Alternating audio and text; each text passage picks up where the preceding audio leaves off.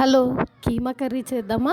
ముందుగా శుభ్రం చేసుకున్న కీమాలోకి ఒక తరిగిన ఉల్లిపాయ, 2 పచ్చిమిరపకాయలు చీల్చుకొని వేసుకోవాలండి.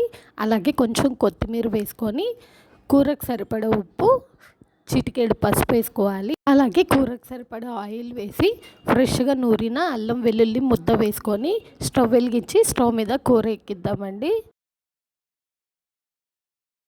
ఇప్పుడు మనం వేసిన ఇంగ్రీడియంట్స్ అన్నీ కూడా కలిసేటట్టు కూర ఒకసారి కలుపుకుందాము.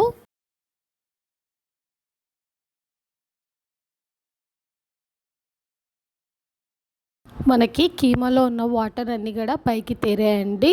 ఫస్ట్ మనము కీమాని ఈ వాటర్లోనే ఉడికించాలి. మనకి ముందు కూరలో ఉన్న వాటర్ అన్నీ కూడా ఇంకిపోయేదాకా కీమా అనేది ఇలాగా ఉడికించుకోవాలన్నమాట. లేకపోతే మనం వేసిన వాటరు కూరలో ఉండే వాటర్ ఎక్సెస్ అయిపోయి కూర సరిగ్గా ఉడకదు. ఇప్పుడు కూరలో ఉన్న వాటర్తో ఉడికింది కదండి. ఇప్పుడు మనం ఒక గ్లాస్ వాటర్ వేసి కీమాని ఉడికించుకుందాము. కీమా ఉడికేలోపు మనము గ్రేవీ కోసం అయితే కొబ్బరి, లవంగ చెక్క, అలాగే గసాల పేస్ట్ అయితే రెడీ చేసుకుందామండి. మనం వేసిన వాటర్ కూడా అయిపోయాయి. ఇప్పుడు ఇందులో మనకి కూరకి తగినంత కారం వేసుకోవాలి. ఇప్పుడు ఇందులోనే కొబ్బరి పేస్ట్ కూడా వేసేస్తున్నానండి.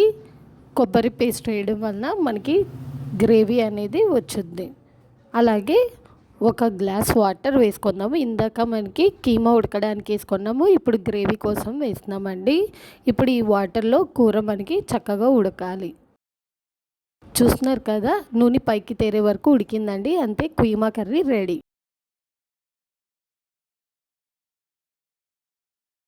టేస్ట్ అయితే అదిరిపోయిందండి. మీరు కూడా ట్రై చేస్తారు కదూ. దీనికి కాంబినేషన్గా నేనైతే పెరుగు చారు చేశాను. కావాలంటే చారు కానీ పప్పు కానీ చేసుకోవచ్చు.